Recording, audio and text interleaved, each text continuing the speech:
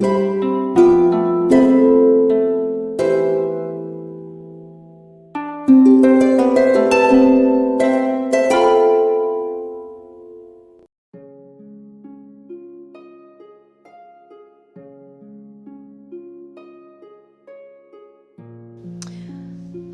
again, everyone. I am going to be cutting out a St. Louis shirt today. I'm going to use this for an underdress for myself. I've made one before to go underneath a pourpoint. So I already have a basic pattern that I've drawn out, and I just need to cut the pieces out and make a shirt. Or in this case, it's going to be a smock. This length is going to be about knee length on me. In Southern California, I don't need full length for any warmth issues, but a little bit longer than thigh is nice if I need to run out of a tent in the middle of the night or something. So I have my pattern down. We do have a little note here that says the seam is included. Always note that on your patterns. It will save you so much headache. I also have a quilting ruler here. While not necessary, it does help you keep straight lines very fast. Do be careful and be on the lookout, I apologize for the crappy lighting, for stretching. So you can see right here where things got pulled a little bit as I was running the chalk along it. You can see with one hand how much it moves when you don't brace it, just trying to mark it with the chalk. Another thing to keep in mind when you're getting your fabric ready, I pre-washed mine, and when I pre-washed I serged the edges. You can also do a zigzag stitch if you don't have a serger. Either one works to help protect the edges from fraying way too much in the wash. You don't want to count on this serge seam as a finished seam though, because look at the bunching here. Oh, the shadows are really great, you can see that. And also the selvage edge can often be tighter than the rest of the fabric just because of the way it's made. So you don't want to count too heavily on this being a finishing seam. If you are going to use this, try to put your seam further in so this affects the stretch of the seam less. Even though I'm not pulling the threads, I am trying to get this as straight grain as possible. So I'm trying to just watch the grain lines and make sure that these threads, well, I guess maybe thread lines, that these threads are going to be fairly straight across as opposed to slightly angled. So this fabric is a woven pattern, so it'll show you the lines very clearly and easily. When you're cutting linen, you want to make sure that you are as straight as possible with the grain of the fabric, because if you're off, you're technically cutting on a bias, which will stretch more than if you were cutting with the grain of the fabric. This will help make it easier to sew, and it will also help keep things from stretching, especially when you're talking about hems. It'll keep things more level on the hem if you have straight grain involved rather than bias to bias cutting. So you don't want to do this. You want to do this as much as possible. Even if you're not going to pull a thread, which can be very tedious, to get a perfectly straight grain, you want to try and line up visually as much as possible. So this gore is going to need to be 22 inches long. Hi, Katie. Down the straight side, or down the front and the back, which is where this is going to go. And I wanted to show you how we're doing that. Hopefully I'll be able to keep everything in frame.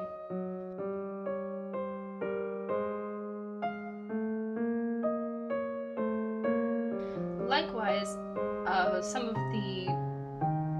of what I was trying to show you when cutting your gores didn't come out, it was off frame.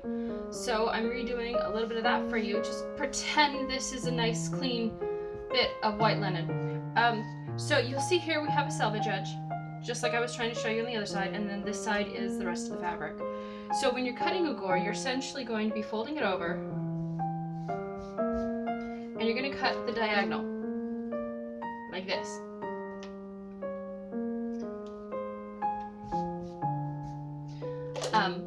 this side will have a fold on it. This side is going to be pieced together. You need to take in the seam allowance that you need here into account when you're spacing out where you need to cut this line. So on this piece over here, we don't want to use the selvage edge, so that's going to be cut off there. But when we factor out the width of the gore, we need to keep in mind that we're not factoring this whole width. The whole width here, we're only going up to this edge. So we need a seam allowance over here for the edge of about 1/2 inch. So, yeah, about 1/2 inch. Then the actual top of the gore. So if we want the top of the gore, which we're going to use to cover the rest of the seam for the seam finishing, if we want that to be about 1/2 inch, it should be close to 1 inch, on the unfolded side. So we're going to mark a 1/2 inch up there. Down here we're going to want the same amount to fold over. So we're actually going to be cutting 1 inch in from the edge.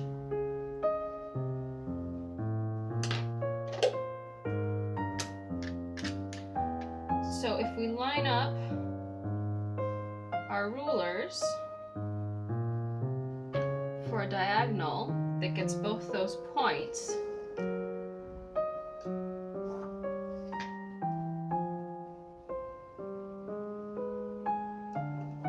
that's what we end up with.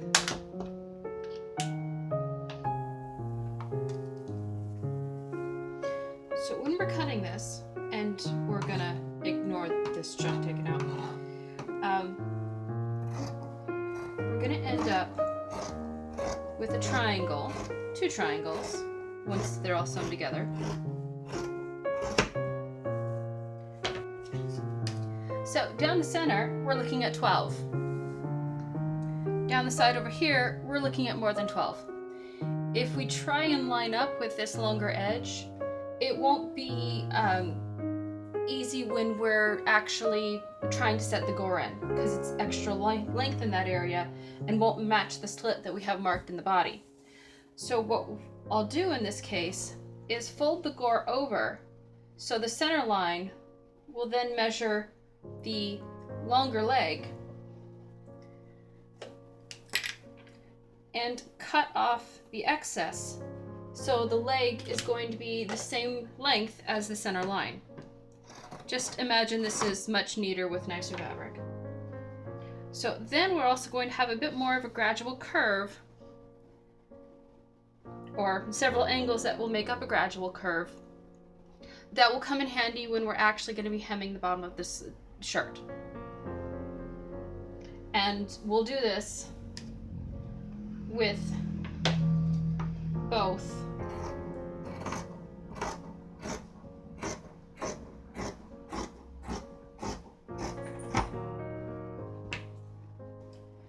sides.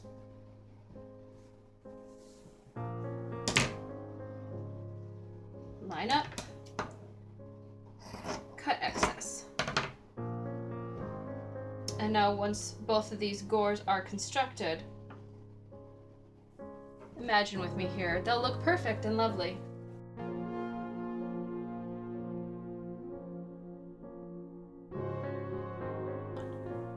This is the original St. Louis shirt that I worked on. You can see here that as a very common construction technique with a lot of T-tunic style tunics or shirts, that the fabric from the front and the back is one piece and it's folded over on the shoulders. That is a very useful construction technique, especially for new costumers, that it eliminates one seam in the finishing for one seam, and T-tunics are very easy. It really helps to get somebody started. However, you'll notice here that the neckline, the back of the neck and the front of the neck are drastically different sizes. The back of the neck only really requires a shallow scoop to be comfortable. The majority of the neckline is on the front of the garment, and that is where we get the width we need to get it on over our heads, and the basic comfort of wearing it comes by having more of the neckline on the front here than in the back. If this was equal in the front, I wouldn't be able to get it on over my head, unless there was a slit down the front. And if this neckline was way up here, it would not be comfortable against the base of my neck. If you make a pattern for something like this, like I did, here's the pattern.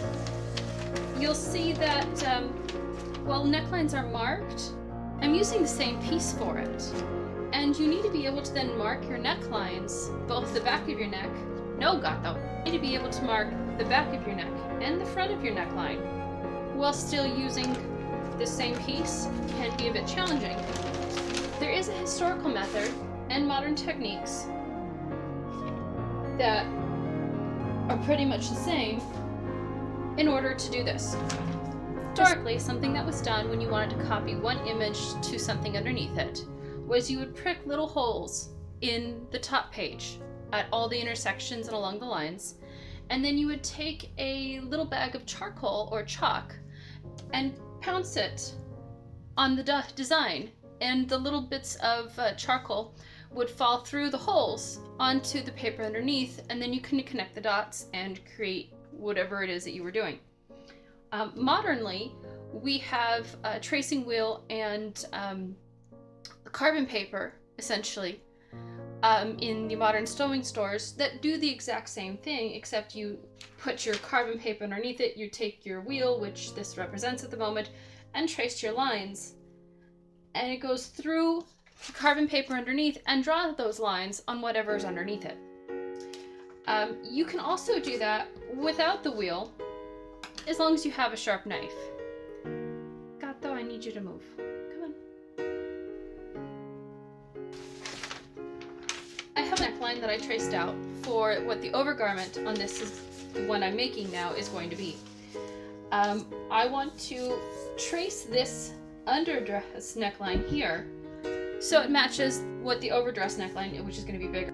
This is going to use the same technique to mark the necklines as we're going to use on the fabric, so I'm going to show it to you on this. So first of all, I've already done it with this one. I've cut holes in the neckline, little slits that I can fit a pen in and mark what's underneath it. Just like that. This pen happens to be erasable. I love this pen. So we're going to do that same technique with this. This is a fitted garment. This is not a fitted garment. So I'm going to match the shoulder seams up. I don't need that quite just yet. I'm going to match the shoulder seams up and bring the neckline to roughly the center. You'll see that this then is not quite matching on things. That's fine. They're not the same type of garments. I just want this rough shape and size transferred over to this neckline. So now that I have that, I'm just going to put the pen and mark through these slits until this becomes more used. Sometimes you have to kind of fight it to get it through the slits to underneath. As you line everything up. Before you remove this completely, you want to make sure you have enough lines that you can trace them and follow them along. It'll be a pain to try and match this if you take it off and realize, oh, I didn't get all of these down here, and now I need to remark them. So likewise, I'm going to line this up on that side and down the front and the middle.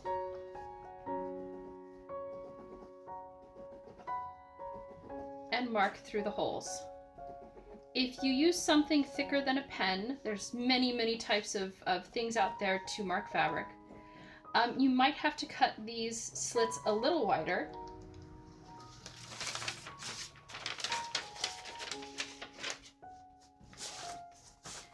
And then you can leave them as the dotted lines, or you can connect the dots. So now that I'm going to want to mark this neckline onto the garment, I'm going to cut a series of slits through it. So I have my cutting mat, I have a sharp knife, Keep all your knives and cutting implements sharp. It'll help prevent slips and potential damage. I'm gonna cut one mark fairly close to the top, but not all the way through. And then the rest are just gonna be spaced along this line.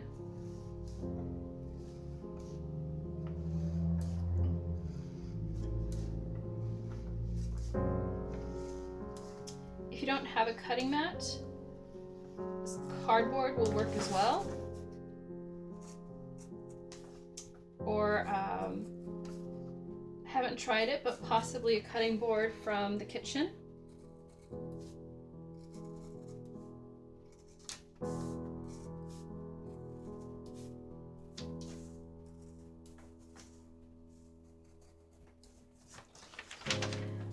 So I'm going to take a look. Most of those look like they're through. If you need to expand any or cut any more, now's the time to do it. This one over here. There we go.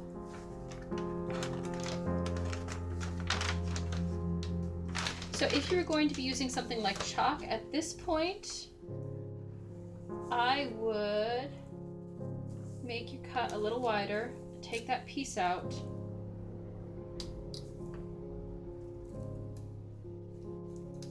So you have enough room to try and get the point of your chalk to go through there.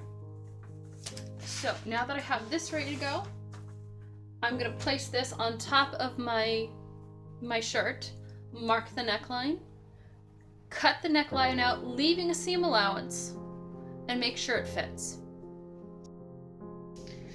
So I'm going to go through and just mark through these holes that I made.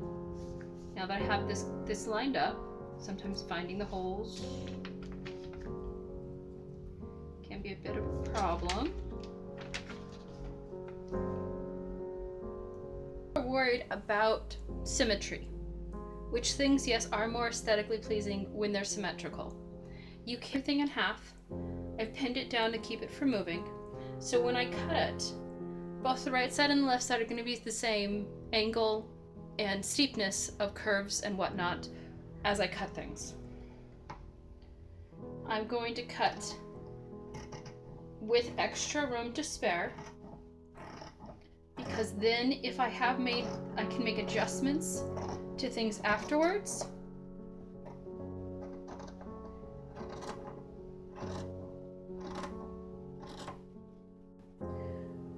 So I finished cutting the neckline out and I'm testing it for fit on me, and I think it could possibly be a little bit bigger. So I'm going to cut it to the dotted line, so when I turn it under, it'll be a little bit further in than the dotted line.